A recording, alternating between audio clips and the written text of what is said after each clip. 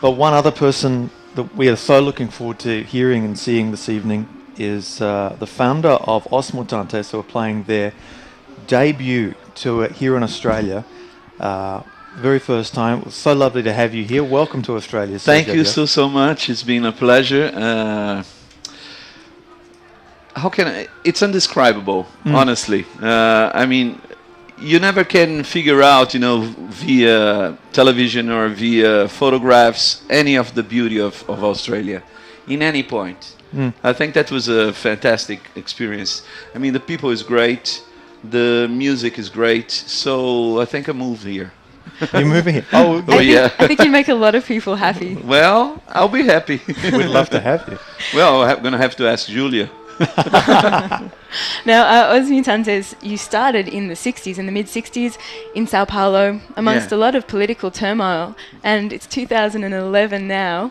How have you lasted this long? Well, not really. We stopped in 1978. I did stop the band because I felt the people in the band wasn't really reflecting what the name was. And then I went to the States, and I was there for 10 years. I had a solo career, played with a bunch of people. But then, accidentally, we got back together. That was a really funny thing. It was really weird. There was a thing for the Tropicalism movement that the Barbican Center in England were making like an homage. Somebody came to the curator and said, doesn't make any sense if you do this without Os Mutantes. And he said, well, what's the point? They don't exist. This came out crook to the press, saying that we were going to get together to play in the place. So we were bombarded by telephones and emails and all this. The radio station was saying that we were rehearsing, so we started calling each other. So that's how it started. And now we're here in Australia. It's an amazing thing. It is an amazing thing. I mean, to start in Brazil during the Bossa Nova era and the coup in the mid-60s, all the way up to here in Australia in 2011. Yes. Tell me something. What is the essential thing? What remains at the heart? What's the essential quality of Os Mutantes? Honesty. I think that's the main thing. If you're not honest with your own music, what's the point of being alive? Or this is, if you're a musician, that's the main thing you have to do. Otherwise, you just, I don't know, we work on the stock market or something like that, or a sensorist or a lift. But I think the robots took care of this, right? And what does that mean for your music now? Because you released an album quite recently, and the sound is very different to your original work. Well, we never looked back. We never did. If you look if you hear like the first album, the second album, they're all different. And this one, of course, we wouldn't look back because it wouldn't make any sense. And we wanted to do this for the first day. I said I was going to record an album because it wouldn't make any sense just to come back with a band just to play like old music. So it's been great because we've been received with like open arms and got a bunch of excellent reviews. So we're very, very happy. Looking forward for the next one. We're going to start in May and June, now in Brazil. Another album from Os Mutantes? Ah, for sure. Fantastic. You guys are going to have to deal with us. Good. Again, yes. Yes. We'll deal with you all you want. There appears to be a documentary being made about the band. There's a trailer for it on YouTube. Can you tell us anything about this? Oh boy, yeah. There's this guy that is doing this thing. I don't have any idea yet about what this thing is going to be. I think he's trying to make this thing happen, and I hope it works. I mean, I hope it comes out. I mean, you guys have an amazing story. There are some real highs and lows and some triumphs and tragedies in the story of Os Mutantes, and I think the world deserves to know. So I really hope the documentary. Well, I think it would be lovely. Really, there is a lot of truth in our life, and I think this is the best legacy you can have. I mean, look back and say, okay, I did all right. You're in your 60s. Do you have? Do you have more freedom now as someone in your 60s than you did when you were 16 years old? No, I feel the same. I feel exactly the same. I was very lucky to be born in the family that I was. For example, I left school when I was 13, and I told my mom that I was going to be that I was a professional. She was the top pianist and composer in Brazil. And she said, okay, if you're going to be a professional, you pay for your expenses. So I started to give classes. And I started in 6 months to get some money. And she bought my first electric. Since then, I haven't stopped. And do you still have the same improvisational? Always. Yeah. Always. That's the best thing. You know, if you don't have this in a band, you know, I think it's like a marriage. You know, you cannot just, just have like, oh, okay, this is Thursday, so we're supposed to have like Sure. chicken something, the dinner, and 10 we'll go to hit the sack and whatever. That's is nasty. I think you have to have fun most of the time. I think we have the obligation to be happy. You mean if you think about like Japan and all the stuff and all the nasty, you use a fantastic term, bastardlik. What did I say? Bastardry. Bastardry. Yeah, that was a fantastic term. Bastardry of the world. Of the world and nastiness of life. We already all have to pass through griefs. So I think if you're okay, I mean, at least you have to be happy. You know, it's because bad is going to come. So you have to face it with a good attitude. You know, I think this is the most important thing. Yeah, and that comes through in your music, the happiness and the joy. Sergio, I'd really like to know what it was like when the band was starting out in Brazil under the military oppression and the censorship, and I know that some of your contemporaries were even jailed. Yeah. How did that affect you and your band members at the time? Well, when you're a kid, you are indestructible. You know, you're never going to die. There's nothing that can touch you. So this is the best feeling that you can have in your life. And so the guy of the Queen band says, okay, who wants to live forever? I do. And I hope to there's a lot of stuff that's going to come still, like embryo cells and all this, whenever the Catholic Church leave us in peace or some other part of the government or whatever. But I think it is the most important thing was we didn't care about them. You know, we just we went against. You know, for them, if they censored our one lyrics, we will never change a word. We will mutilate the song. We will put a noise on top of it and then go ahead and sing. We were many times, you know, under the menace of being like kidnapped or arrested and all this, but that was, you know, day by day. Did that affect the music you were making directly? That context that you were making the work in? I don't know, honestly. I wouldn't be able to answer this because we were so young. I think the fact that we were the way we were, you know, that was a political already aggression against them. You know, just the fact that you're a kid and you're having a great time and you don't give a hell to them. You know, so that was more than enough, and we were breaking the musical structures and with all this together, and then being with Caetano and Gil and dealing with all this, we were part of a huge movement. I think a jam doesn't know it's going to become a jam. You know? No, it suffers all the pressure, and then later you lapidate it. I think this is what we're coming through now. The other thing that really has always appealed to me about your music is that a lot of the bands in Brazil in the 60s were influenced by things around them, politics, the environment, how beautiful it is, how hard it can be. But maybe the bossa nova music was quite conservative in many ways, but yours was not at all. How did you hear records? I mean, you have so many international influences. Well, we didn't have internet, but we had shortwave radio. So you guys were the source of our research. We used to tune into all over the place and all over the world, and we used a small tape recorder and just a Grundig one and record the thing on it and then try to figure out what was going on. and that was it. That's maybe why our music is such a kaleidoscope of influences, because we didn't have really like for them from the Flower Power, the Make Love Not War. I think Not War didn't came to Brazil just to make love, and it was fun. We had a good time with this.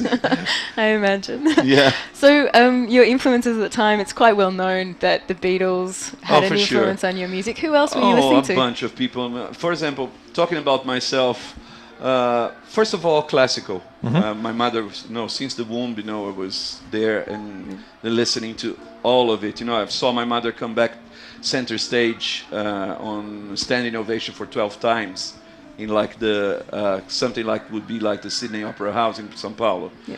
And she used to rehearse like 12 hours a day. So that's what I thought it was the normal thing. So that's what I did also. So I was listening to the Ventures, listening to Jimmy Smith, listening to the mariachis and Sarita Montiel and the bossa novas and the samba, all of it. And it was an amazing universe, which it still is. If we didn't have this beautiful, it's like this. For example, I just moved to Nevada.